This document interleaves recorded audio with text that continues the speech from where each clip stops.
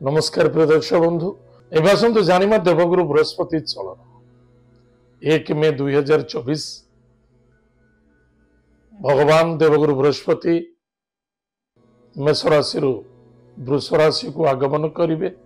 13 मास धरी वृष राशि रे अवस्थान करेंगे। ताहले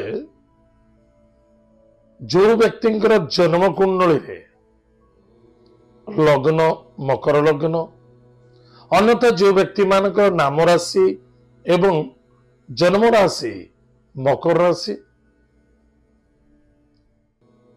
कौन 13 मास फलाफल अच्छी कौन घटिब कौन आवश्यकता अच्छी पालन करने एवं कौन कले भल हम। प्रिय दर्शक बंधु मन रखि दरकार राशिफल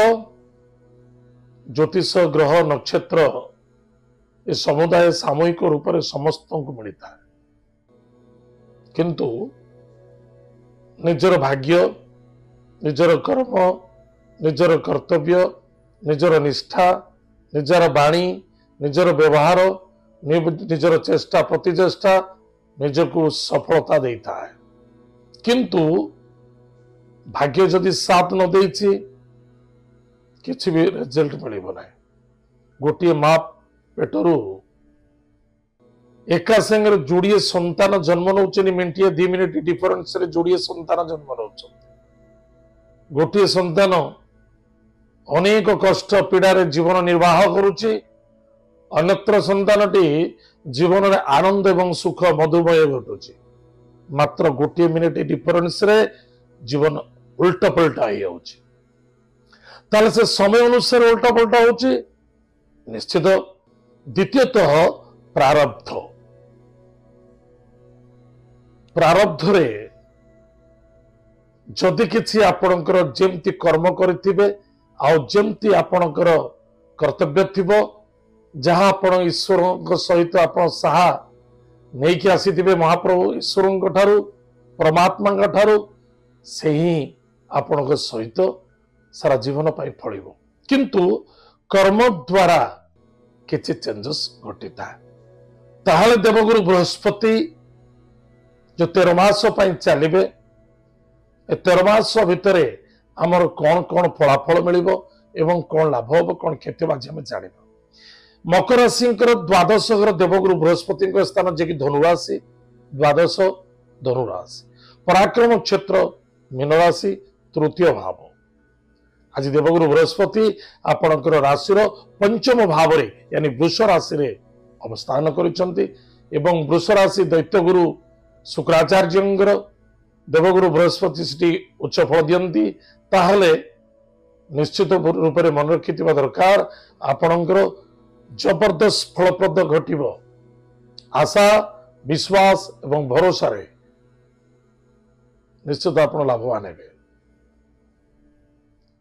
स्वास्थ्य उत्तम रहिबो जन्म बृहस्पति स्वास्थ्य उत्तम रहिबो ज्ञान वृद्धि हम मानसिक शांति रखिबो विवेक रे मध्य यथेष्ट विवेकवान मध्य हेबे। एतद व्यतीत निजर स्वास्थ्य प्रति टिके ध्यान देबा आवश्यकता अछि। पानी को नियंत्रण रखंतु केबे भी आर्गुमेंट कौन से व्यक्ति सहित करेंगे क्या आप से भली व्यक्ति नुहति तथापि निजर बाणी को नियंत्रण रखा आवश्यकता अछि। अनेक व्यक्ति अच्छा जे संतान को पाई बा संतान को पाई अनेक प्रकार कष्ट एवं पीड़ा पाउथिले निश्चित रूप संतान प्राप्तर जोग मध्य देखा दउछि। विद्यार्थी विद्या क्षेत्र में सफलता अर्जन करेंगे लव मैटर सफलता देखा देव। जो विद्यार्थी माने बा जो विद्याध्ययन करुचंती बा विद्याध्ययन सारिचंती किछि जॉब पाई बा इंटर्नशिप पे आपण चेष्टा करुचंती निश्चित रूप से आपण को भल उच्च स्थान मिलिबो भल लाभ हो। बस कर्तव्य कर चलतु। जो पिला माने विवाह निमित्त एक अन्य जन भीतर प्रेम आदर विश्वास भरोसा एवं कथा दे रखिथिले निश्चित रूप से दुई पक्षर परिवार मध्य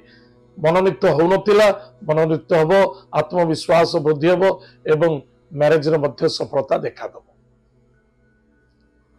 जो पिला माने विदेश यात्रा करबा को चाहूतले विदेश रे जाके एजुकेशन बा कोनसी लाइफ सिक्योर सेटअप करबा को चाहउचंती निश्चित रूप रे से मानक पे मध्य फलप्रद घटिबो जस सम्मान धर्म एवं धार्मिक क्षेत्र रे यथेष्ट लाभ रहिबे मांगलिक कृतकार्य मध्य सफलता देखा दबो सम्मान मध्य प्राप्ति हेबो छातीर तल भाग संबंधित छाती ठारू तलू लिवर एंड पेट गैस एसिडिटी जो अच्छी रोग ता प्रति टिके ध्यान देबे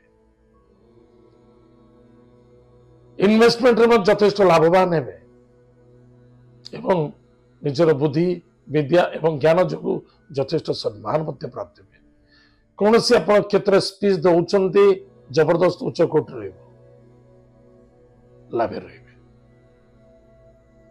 देवगुरु बृहस्पति अपन भाग्य यानी कन्या राशि भाग्य स्थान मन रखितंतु कन्या राशि दृष्टि राहुंकर दृष्टि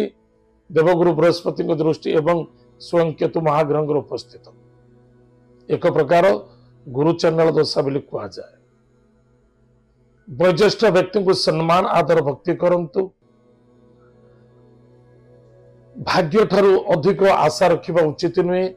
जेतिक मिलुची जहा मिलुची सेतिक संतुष्टि रहा बहुत आवश्यकता अच्छे कौन से भिक्षुक को लाछनता भाषा व्यवहार करने उचित नुहे बा कहा को डोमिनेट करंतुनी सेतिर अभिशप्त मध्य मिलबार संभावना अच्छे तीर्थ व्रत मध्य देखा दउची आपण दूर यात्रा करि परिबे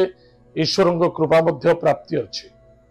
पितांग द्वारा सपोर्ट मिल पिता स्वास्थ्य को नहीं चिंता देखा देव